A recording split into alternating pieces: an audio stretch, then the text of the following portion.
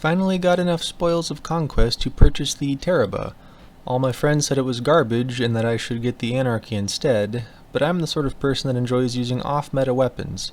So this is sort of a review / how the gun works, because this gun works very differently from any other guns in the game. So to start things off, I'll go through the perks. Ravenous Beast is this weapon stores power when dealing and receiving damage. Long pressing reload unleashes the beast when full, and it also has Ravenous Appetite. Dealing continuous damage extends the duration of Ravenous Beast. Now here's what the gun doesn't tell you. The amount of power that gets stored is directly related to the power of the opponent. So being damaged by and dealing damage to Guardians and Champions will fill the gun faster. Something else that the gun does completely different from other guns is how it tells you when it's charged. Normally with other guns like Traveler's Chosen and Cemetery, they have a charge indicator on the lower left hand side.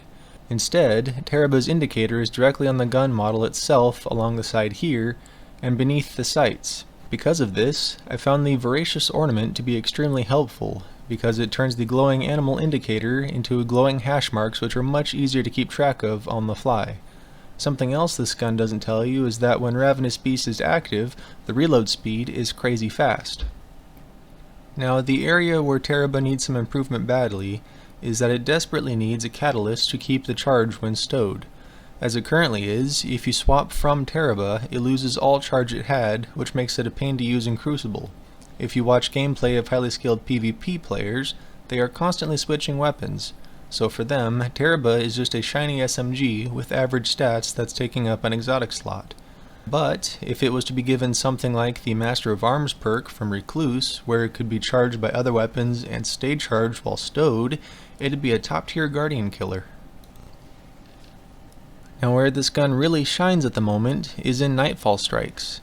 In the strikes currently available, and the strikes coming next season, there are a lot of Fallen, and Fallen Shanks have solar shields. To make it even better is the seasonal anti-barrier SMG mod. The anti-barrier mod allows you to shoot through most shields. So, the rotating Hydra shields like those of the final boss in the Glassway strike?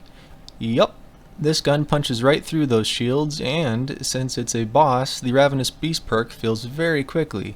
May be a good idea to run some SMG ammo finder mods on your armor though. Doing constant damage to a boss, for example, will eat through most of your ammo in one activation of Ravenous Beast. So, the final verdict for this gun. I really enjoy it. It has a solid stat distribution and can hit like a freight train when utilized properly. If losing a charge when stowed ever gets changed, this will be an absolute monster inside of Crucible. Is it worth chasing instead of Anarchy?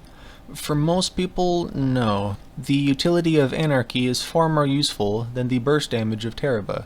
For me personally though, it was totally worth it.